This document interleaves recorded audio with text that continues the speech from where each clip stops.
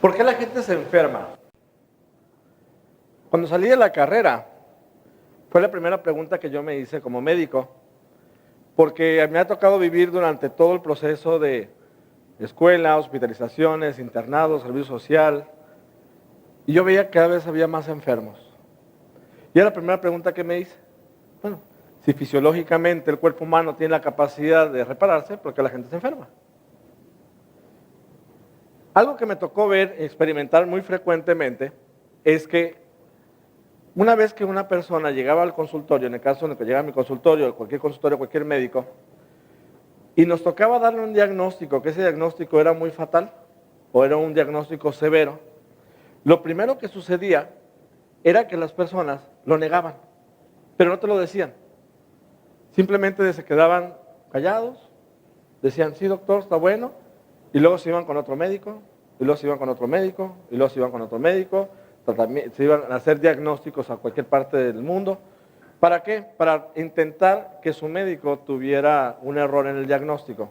Cuando se daban cuenta que las personas realmente tenían ese diagnóstico, en ese momento comenzaban a buscar alternativas. Nosotros venimos de países altamente creyentes, ¿sí? México, estamos hablando de casi el 90% de la población cree en algo. A nivel mundial andamos muy similares, en el 86%.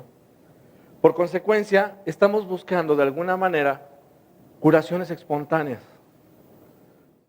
donde comenzamos a buscar incluso brujos, chamanes, santerismo, y no nomás eso, también a través de los hospitales. Probablemente podríamos ir peregrinando de un hospital a otro hospital, de una clínica a otra clínica, de un especialista a otro especialista, de un país a otro país. Entonces, ¿qué termina sucediendo? Que las personas, los pacientes, se terminan llenando de medicamentos. Es típico ver cómo llega una persona a una consulta, se le hace un diagnóstico, se le da su tratamiento, la persona continúa, más en las instituciones, continúa de un diagnóstico, de un médico a otro médico, y de repente le van anexando medicamentos y al final de unos años es una persona que está lleno de medicamentos. Y no nomás eso, aparte de llenarse de remedios, medicamentos y tratamientos, también muchas veces cuando es privado se comienzan a acabar sus recursos. Y muchas veces son recursos que las personas no tienen. Y lo más importante para una persona enferma, el recurso que definitivamente no es renovable para cualquier persona, que es el tiempo. Una persona enferma que pierde tiempo está perdiendo lo más valioso. Yo muy respetuosamente apodé a todos estos enfermos, les llamaba a mis enfermos peregrinos. De alguna forma, por el tipo de especialidad que manejé, me llegaba mucha gente que había peregrinado entre muchas terapias, muchos médicos, muchos hospitales, y llegaban después de haber recorrido cualquier cantidad de tratamientos. ¿Qué tan importante es esto? La búsqueda de terapias complementarias o alternativas. La CDC de los Estados Unidos hizo una investigación donde se dio cuenta que el 75% de los norteamericanos habían recurrido a terapias alternativas o complementarias y que el 60% de estas personas había sido en menos de un año. Estamos hablando de 239 millones de personas buscando terapias complementarias. ¿Y qué es eso? ¿Qué es lo que más buscaban? Cualquier cosa que no invadiera su cuerpo, cualquier cosa que no les hiciera sentir dolor. En la principal de estos son los masajes, aromaterapia, cualquier cosa que estaba relacionado incluso con las emociones. Eso dio cabida a una apertura de una industria inmensa en el tema de las medicinas alternativas, plantas, fitofármacos, inmensa, que cada vez ha crecido más y más. De hecho, se calcula que para el año que entra haya una comercialización de cerca de 14,000 millones de dólares al respecto de esto. Entonces, es algo que va creciendo muchísimo. Alguna vez estuve en una situación donde yo creo que la mayoría hemos estado, que nos hemos cortado con un cuchillo, una escoriación, una raspada, y de repente pasó un rato, semanas, y cicatriza. Recuerdo perfectamente una vez que yo estaba viendo ese proceso de cómo me había cortado y vi cómo iba cicatrizando, a pesar de que yo le había puesto mi saliva toda contaminada, ¿no? Que es lo primero que hacemos cuando nos cortamos. De todos modos cicatrizaba. Entonces me vino a la mente las clases de fisiología que decían, doctor, el cuerpo humano tiene la capacidad de autosanación. Si tú te cortas, cicatriza. Si tienes diarrea, se autolimita. Si tienes catarro, se autolimita. Entonces, como que me agolpó la mente inmediatamente esa información. ¿Y qué pasó? Comencé a darme cuenta que la mayoría de las enfermedades venían por desbalances en el cuerpo humano. Por ejemplo, un diabético es una persona que tiene un desbalance en los niveles de glucosa en la sangre. Si tiene elevados los niveles de glucosa, nosotros le llamamos diabético. Si tiene bajos los niveles hormonales de tiroides, le llamamos hipotiroideo. Si hay un proceso de inflamación muy fuerte en los bronquios o una reacción muy elevada, le llamamos asmáticos. Entonces comenzamos a ponerle cierto significado a esos síntomas. Y lo que vi que los desbalances generaban una cosa que se llaman signos y síntomas, molestias, etcétera, que eso cuando los conjuntamos los médicos le ponemos un nombre a una enfermedad. A veces la enfermedad le ponemos un nombre en latín, a veces le ponemos el nombre de la persona que lo descubrió. Y eso se hizo una codificación médica, una forma, un dialecto para hablar entre nosotros de una forma muy rápida, muy sencilla. Porque si yo le digo a una persona tiene lupus eritematoso, no tengo que decirle todos los síntomas, automáticamente el médico decodifica todo esto. El problema, el detalle aquí es que esa decodificación pues ya fue totalmente expuesta, porque a través de los medios de comunicación, estamos en la era de la comunicación, muchas personas ya tienen acceso a esa información. Y si antes yo decía un nombre rembombante como para que no se me asustara, pues resulta que ya no, ya automáticamente ya lo saben. En base a lo que les acabo de explicar, yo dije que las enfermedades no existen. Yo recuerdo cuando estaba en la universidad o en el hospital que veíamos al paciente que no cuadraba con el diagnóstico. No cuadraba, le buscábamos, es que doctor, me decía, doctor, recuerde que usted tiene pacientes, no enfermedades. Usted tiene enfermos, no enfermedades. Entonces, volviendo otra vez, retomando esa información, entonces comencé a recordar que es cierto. A veces tenemos a personas de enfrente de nosotros que tienen muchos síntomas que no cuadran exactamente con una enfermedad. Algo que también me di cuenta es que cuando le poníamos nombre a la enfermedad, las palabras tienen una carga emocional. Por ejemplo, cuando una persona, ¿qué pasaría si yo te dijera ahorita tienes un infarto? Tiene una carga emocional. Sentimos, tienes cáncer, tiene una carga emocional, lo sentimos. ¿Me explico? Porque ligamos la palabra a la emoción. No es lo mismo decir, te estás infartando, a veces eso complicaba más a un paciente en un servicio de urgencias, a decirle, te está faltando oxígeno en tu corazón, parece que está tapando una pequeña arteria, tenemos que hacer unos procedimientos porque es una urgencia. Entonces, yo veía que interpretaban diferente. Al final de cuentas es lo mismo. El problema es que está el Dr. Google. Yo creo que todos hemos recurrido al Dr. Google, ¿no? Es cuestión nada más que pongas los síntomas, que te duele, que esto, que aquello, haces una hilera de síntomas, le pones Enter y automáticamente en la primera hoja probablemente está tu diagnóstico. Es lo más probable. Nada más que Dr. Google tiene un pequeño problema, es muy fatalista. Y siempre los primeros diagnósticos son horribles. Entonces estamos, digamos, todos estresados y decimos, no, es que tengo lo peor, lo más raro. Generalmente sucede esto. Bueno, me he dado cuenta que los trastornos, las enfermedades o los trastornos en el cuerpo humano es ocasionado por 4 factores. Antes pensábamos que el que se enfermaba de una infección era ocasionado por una sola bacteria. El que tenía este problema era ocasionado por una sola cosa. Una forma muy romántica de decir, esto es por esto. Y me di cuenta que no era así, sino que eran 4 factores lo que siempre interviene en cualquier proceso de enfermedades en el cuerpo, cualquier desbalance. El primer desbalance que me di cuenta que era lo genético. Todos tenemos a través de unas cosas que se llaman polimorfismos, que es cierta herencia genética para padecer una enfermedad. Y ahorita ya hay laboratorios que te pueden medir y te dicen en este momento a futuro qué tipo de genes están alterados y qué no vas a producir en tu cuerpo, por lo cual puedes desarrollar más fácilmente una enfermedad. Eso ya existe.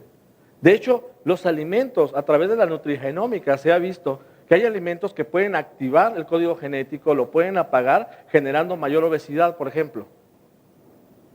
Los alimentos intervienen en esto. El segundo factor de desbalance que me di cuenta que intervenía era la resistencia de los órganos. Todos nacemos con diferente resistencia. Mis ojos tienen menos resistencia que las personas que tienen los ojos sin lentes. A veces un hígado es más resistente en una persona que en otra. Depende de muchos factores. Los músculos. No es lo mismo tener una resistencia de acero que una resistencia de liana. Si fuimos tejidos diferentes. Si mi madre se alimentó perfectamente bien durante el embarazo y antes del embarazo y durante la lactancia, mi cuerpo fue formado de mi madre. Lo mismo sucede con cada uno de nosotros. No es lo mismo tener un cuerpo como el de la izquierda como el de la derecha.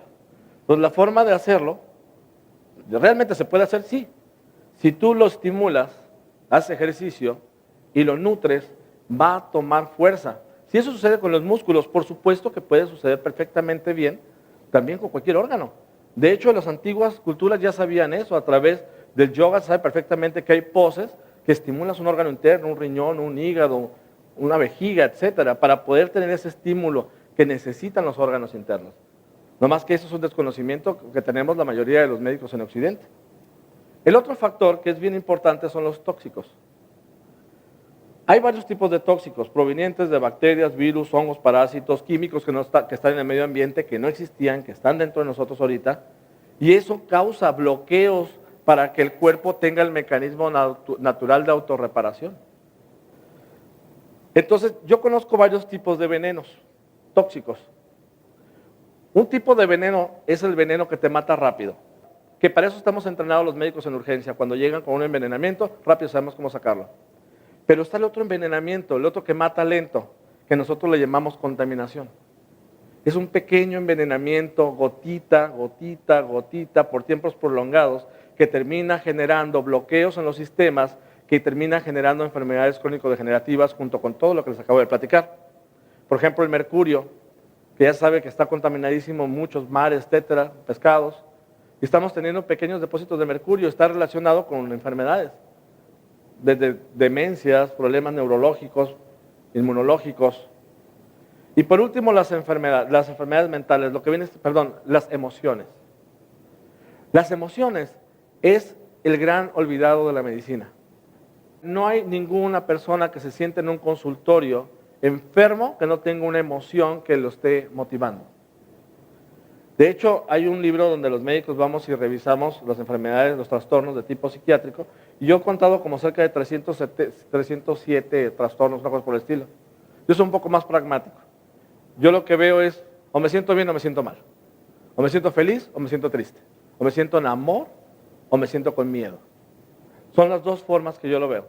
Y también lo que he visto es que las personas que tienen inmensamente miedo o dolor pueden terminar desarrollando una enfermedad. Y si no me creen, pregúntenle a cualquier persona que ustedes conozcan que tengan algún problema de cáncer recientemente si no tuvieron una emoción fuerte en los últimos meses, antes de que le diagnosticaran el problema. Van a darse cuenta que hay una correlación. Pero también me ha tocado ver casos que personas que tienen emociones muy positivas, cómo comienzan a mejorar. Y hay muchas terapias, desde la risoterapia, muchas cosas que hacen con esto, ¿no? ¿Cuántas veces no conocemos a personas que de repente van a consulta y le dicen, tú no tienes nada? Y la cara que ponemos, pues ¿cómo no? Es que yo me siento mal, ¿no? Eso es nada más por desconocimiento de un pequeño detalle. Las enfermedades no aparecen, un trastorno no aparece de la noche a la mañana, no es un bebé que se vuelve viejito al otro día.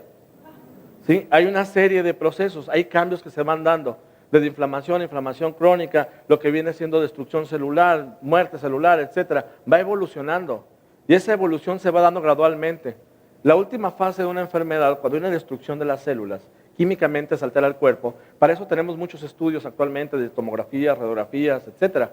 Pero lo que viene siendo más profundo, cambios electromagnéticos, químicos, todo eso, todavía no estamos tan metidos en esa área. Y son áreas bien importantes porque va evolucionando, va brincando de un nivel a otro. No pudo haber un cambio en las células si no hubo un cambio químico, no pudo haber un cambio químico si no hubo un cambio eléctrico, si no hubo un cambio magnético, etcétera, sucesivamente. Por eso es bien importante considerar esos detalles. Las principales enfermedades que hay en el cuerpo, que hay en el mundo, están matando lo que viene siendo diabetes, tumores, problemas de corazón. La OMS dice que hay cerca de 346 millones de personas con diabetes y que en 30 años va a haber el doble, la equivalencia a la población de Estados Unidos, Brasil y México. Estamos hablando que es un costo financiero elevadísimo, más de 42 mil millones de pesos anualmente para poder mantener, por ejemplo, una comunidad de pacientes diabéticos. Está pasando algo, se está yendo mucho dinero en esos recursos, tanto de los pacientes como de los gobiernos, como de todo el mundo. Entonces tiene que trabajar esto de raíz. Dice, la humanidad requiere de una forma de pensar realmente nueva si quiere sobrevivir. Lo dijo Albert Einstein. Entonces, es más barato o es mejor prevenir. Todos lo hemos escuchado esto. Entonces, lo que yo creo es que es necesario cambiar de raíz los sistemas de salud a nivel mundial. Yo siempre he pensado que si existieran clínicas donde cuando llega el paciente, desde que está sano, no cuando está enfermo, desde que está sano, se están evaluando con un médico que comprenda esas 4 dimensiones de la salud. Que haya psicólogos que sepan que las emociones afectan y pueden desarrollar enfermedades. Donde haya también laboratorios, no nomás que estudien lo clásico de un diagnóstico de laboratorio, sino que se vayan más allá, genético, toxicológico, a otro nivel. Donde haya gimnasios especializados para reforzar órganos y sistemas, donde el cuerpo puede, que sabemos desde genética que traes un problema previo, desde ya comenzarlos a activar. Y nutriólogos que comiencen a ver la nutrición, como dijo Hipócrates, que sea tu medicina. Educar a la población. Dicen que el desconocimiento de las leyes no te exime de las responsabilidades. El desconocimiento de cómo opera tu cuerpo no te exime de enfermarte. Hospitales con esa característica. Hay que darle un golpe fuerte a todo esto. Hay que darle un golpe fuerte a las enfermedades. Yo creo firmemente que la medicina está incompleta. Es momento de voltear a ver al paciente desde otro punto de vista, de otros ojos. Es momento de dejar de ver al paciente nada más como una alteración bioquímica, física o una tumoración. Sino es un momento de voltear a ver al paciente multidimensional, multiformas. Porque si nomás nos esperamos a que se enferme para poder tener resultados, para poderlos ver entre varios médicos, entonces ya vamos tarde. Yo creo que este es lo que hace falta para que dejen de sentir ese vacío en el corazón todos nuestros enfermos y principalmente nuestros enfermos peregrinos. Gracias.